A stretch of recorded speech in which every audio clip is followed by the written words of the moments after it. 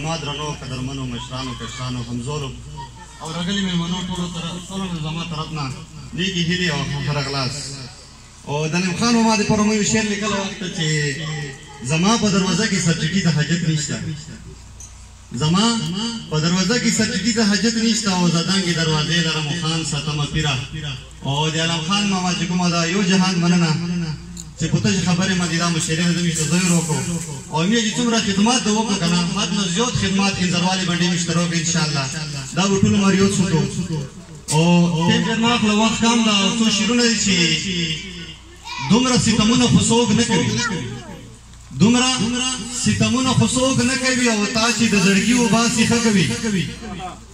او دی چې مونږ دیدن باندې منکر بولي، دی چې مونږ دیدن باندې منکر بولي او دی په میخانه کې ناستې څه کوي، او دی چې مونږ دیدن باندې منکر بولي او دی په میخانه کې ناستې څه کوي.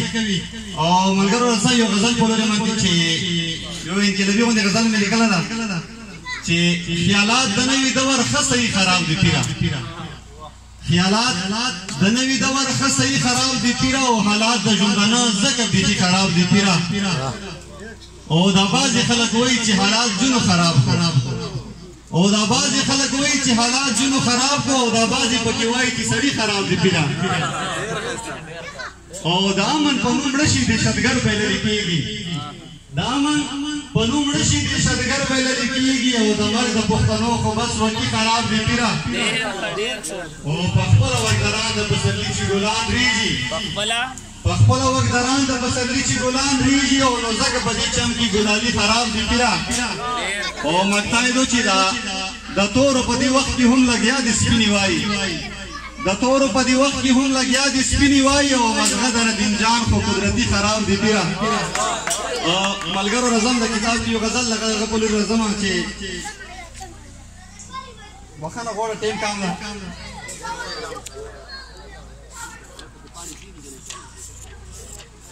پانی بکی شو رومانی غزل ده چې منمه بیلتا زندگی ګرانه غونتې ده، منمه بیلتا زندگی ګرانه غونتې ده او پدار بشنلالي ادا اسانه غونتې ده او دومره په اسانه به ونه رسېږي سر ته صدر صاحب دومره په اسانه به ونه رسېږي سر ته او زما او د جانان کیسه سورانه غونتې ده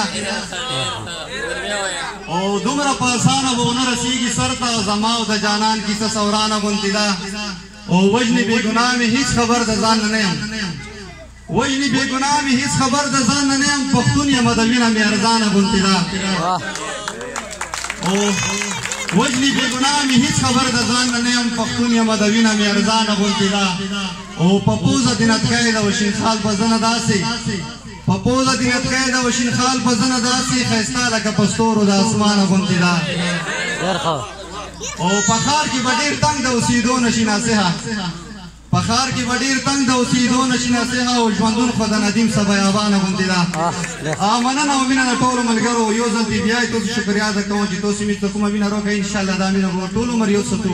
مینه یې څومره توقع وه هغې نه به زیاته راکړه او یو ځل دې بیا تاسو بیا شکریا ادا کوم انځروالې باندې ټولو ملګرو مننه او مینه. ډېره مننه.